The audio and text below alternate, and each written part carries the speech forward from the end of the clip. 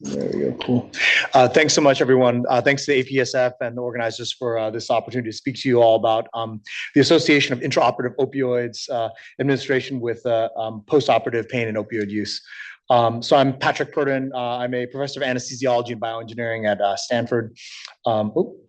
There we go. So a couple of disclosures. I'm an inventor on patents related to brain monitoring. I'm also a co-founder of Pascal Systems, but the support for this work all comes from the NIH. Yeah, up until about a year ago, I was actually here in Boston at Mass General Hospital. And actually, I've been a Boston person, let's say, for over around 3 decades. So I went to college at Harvard and grad school at MIT. And after that, I was at MGH. So it's great to come back here. I feel like I never left in some respect. And just another little bit of trivia: my son was actually born on Ether Day at Mass General. So who would have thunk it? It's great to actually be at this meeting and meet anesthesiologists who are really concerned about safety, because I realized that I've always known there's like a bond between anesthesiologists and engineers, but I realized there's kind of a one key factor that brings us together, which is that we're worriers, not warriors, but worriers. We are worried about what can go wrong, at any given moment, and I think that connects us in some way. And then maybe another thing that connects us is that we are dreamers too, right? We're dreaming about the next innovation that can improve things and maybe make us worry less. But we'll probably find something else to worry about. That dream is what led me to move to the West Coast and be part of Stanford's innovation ecosystem. I was a biodesign fellow, as well as a Spark scholar this past year, really trying to learn about medtech and pharma innovation. And the way I like to explain it to my Boston colleagues is, look, I'm just undercover over there with those tech bros, and hopefully the story that ends up being told is one that is actually socially redeeming and has a happy ending. But in many respects, I still feel very much close to my Boston roots. And the story that I'm going to tell is actually a Boston story, because all the work and the data came from Mass General. And maybe to start it off, I'm not a runner, but a few years back, a buddy of mine got me into running. His name's Kurt, and so we were on some training run, preparing for like a trail half marathon. I think we were going to go like about 11 miles, but somewhere around the Newton Highlands, we took a wrong turn, and about 14 miles into a 10-mile run, I passed by Newton Wellesley Hospital, and I saw this, and that was devastating. Just seeing that sea of purple flags, and just understanding, the toll that the opioid crisis has had on our society, and the needless deaths that have come from that. And at that, I was already working on this problem at that point, but it really cemented, kind of brought home the urgency of it and the reality of that problem. And so clearly, the take-home message from seeing all those flags is that opioids are really bad. And we know that surgery and the pain that comes from that is a kind of major driver of opioid abuse. And as Chad has pointed out, a lot of that, comes from post-op opioid prescriptions to control pain. But if we were just to take those opioids away entirely, we would still be left with the problem that if you don't control acute pain, that can develop into chronic pain that leads to opioid use disorder. And the initial pain, let's say in the hospital after surgery, at discharge, is a major driver of who will go on to develop acute pain. So it's really important to control that acute pain in that perioperative period. So the question is, so clearly opioids are bad in that post-op domain, but are they actually bad in the operating room? And what we saw as we were kind of getting into this topic in the lab was that opioid utilization was going down over time at our institution, Mass General. And just for point of reference, ED50 for fentanyl is listed there. So I'm showing the effect site concentrations that we computed for patients in the study that I'll tell you about in a second. And so we wondered, could it be that that actually reductions in opioid use that are just kind of happening subconsciously because people are concerned about opioids in general. Could that reduction in opioid administration actually be making outcomes worse? So we kind of ventured off on this study, and as an engineer, we're due to statistical signal processing, statistical things are kind of in our wheelhouse. But this was like a totally new kind of undertaking or adventure. So we looked at general anesthesia cases over a 4-year period just before the pandemic. And our exposures were fentanyl and hydromorphone predicted average effect site concentrations. And our primary outcomes were the maximum pain and total opioid administration in PACU. But we also looked at a lot of opioid outcomes in terms of consumption in hospital and later prescription refills that we were able to pull from our EHR. And then we did a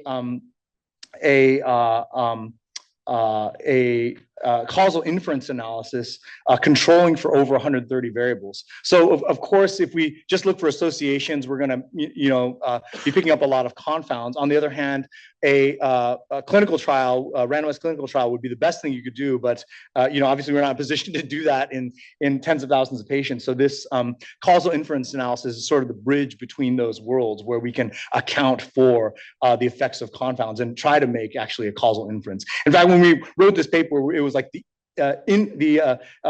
influence of intraoperative opioid administration, et cetera. But the editors forced us to go back to association because the only way you can really get the influence in a medical journal is with the clinical trial. But in other fields, causal inference is an accepted form of study analysis. So we looked at a host of confounding variables. So preoperatively, what would influence the amount of opioids someone got? So we looked at this host of patient variables, surgical variables, provider level variables, and thank goodness we had these machine learning tools like XGBoost that allows us to construct a propensity model and produce a propensity score that allows us essentially, marginalize out the effect of those confounds. And then based on all that, we then took into account different intraoperative case characteristics, different measurement facets that might affect the outcome variables. And then, of course, we included the exposure variables in our analysis.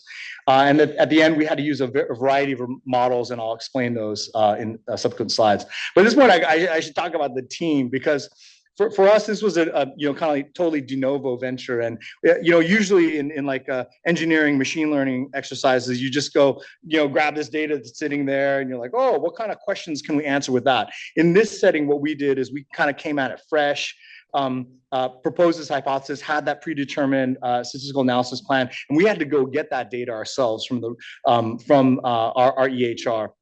And we had to learn the methods too from scratch. And so, we really needed a very committed, hardcore team to go after that. So this team was really amazing that worked on this paper. So let me get into the results.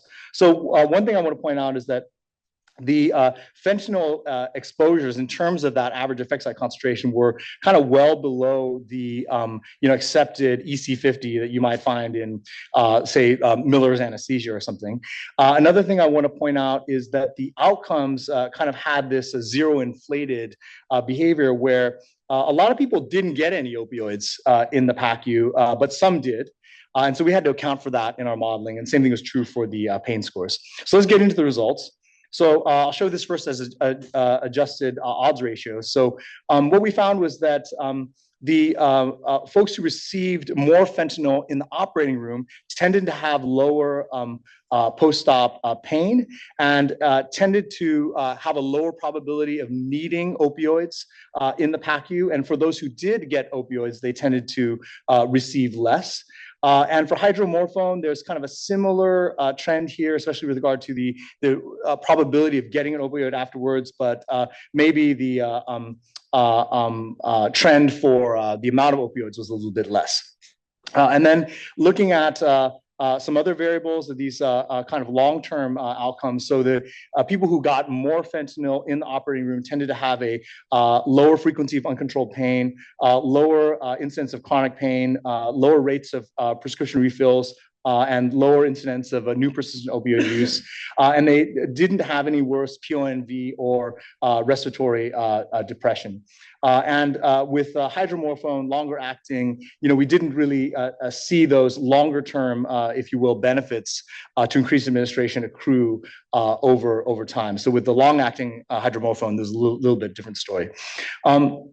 So those are odds ratios, but to kind of put those in real terms, in kind of clinical units, if you will, we did a counterfactual analysis. We took that model and said, hey, what would happen if you gave everyone across the board, say, 100 mics of extra fentanyl, just to kind of put it in some kind of scale. So with that 100 mics of fentanyl under this model, what we saw is that uncontrolled pain would be reduced by about 56%. In-hospital use of opioids would be reduced about 38%.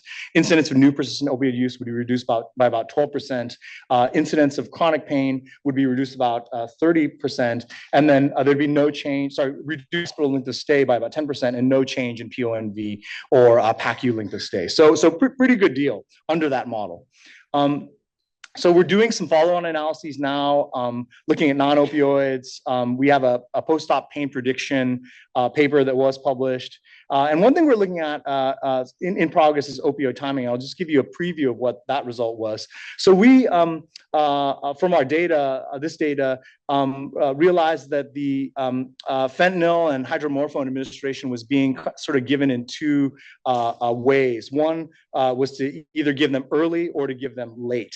And what we found, again, in a counterfactual analysis, if we took, like, with the same amount of opioids, but shifted everyone to the early administration, you could get a significant improvement in outcomes in terms of opioid consumption and, say, uncontrolled pain and other variables.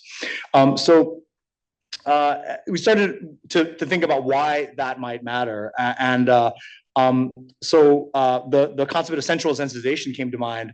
I'm an engineer, and so I kind of remember the part of the med school class I took on pain, and I tend to associate central sensitization with like chronic pain. But just going back and kind of reading the papers, this central sensitization can happen really quickly. So here's the kind of the original paper from Clifford Wolf, where with 60 seconds of a really injurious stimulus, you could get a sensitization that lasted hours. So it maybe makes sense that in that intra-op period, if you can control nociception and prevent say a sensitization from happening, that might have lasting benefits thereafter. And of course, opioids, if you administer them chronically over days to weeks, they can develop tolerance and a hyperalgesia. But in this acute moment, perhaps you could control this sensitization.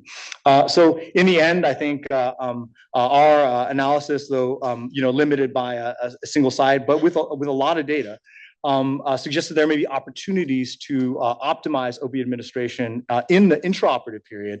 And that also leads me to think that we really need to develop new technologies to kind of make that more precise and individualized for patients. So thank you.